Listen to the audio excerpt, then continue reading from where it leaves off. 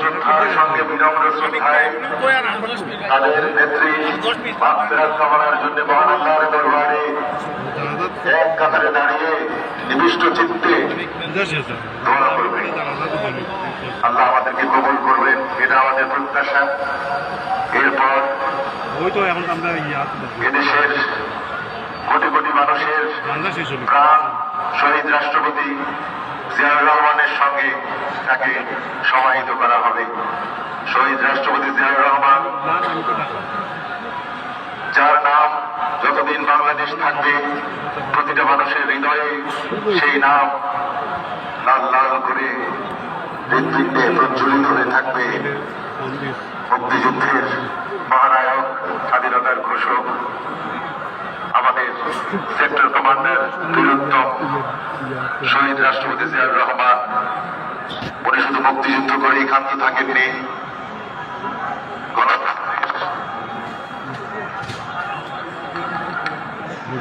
রহমান এদেশের কোটি কোটি মানুষের প্রাণ সেই শহীদ রাষ্ট্রপতি জিয়াউর রহমানের পাশে আজকে সমাহিত হবে আমাদের প্রান্তীয় নেত্রী বেগম খালেদা জিয়া।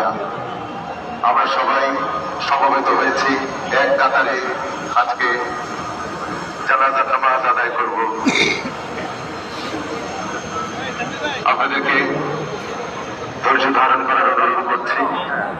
দেশ বিদেশের অনেক গণ্যমান্য ব্যক্তিবর্গ এখানে উপস্থিত হয়েছেন এবং বিশ্বের, আপনারা জানেন, বিশ্বের বিভিন্ন জায়গায় বিভিন্ন পত্রিকায়, প্রিন্ট ও ইলেকট্রনিক মিডিয়ায় আমাদের প্রাণপ্রিয় নেত্রীকে স্মরণ করে তাকে শ্রদ্ধা জানিয়ে অনেক কিছু ছাপা হয়েছে, ফলাও করে ছাপা হয়েছে।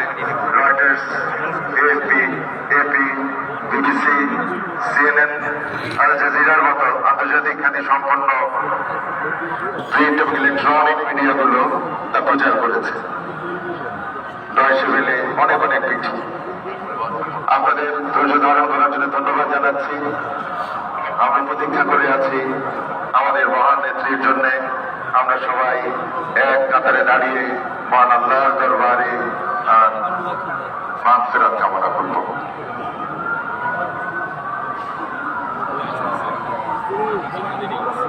কিছুক্ষণের মধ্যেই নামাজে জানাজা অনুষ্ঠিত হবে। আমার একজন ব্যক্তি যিনি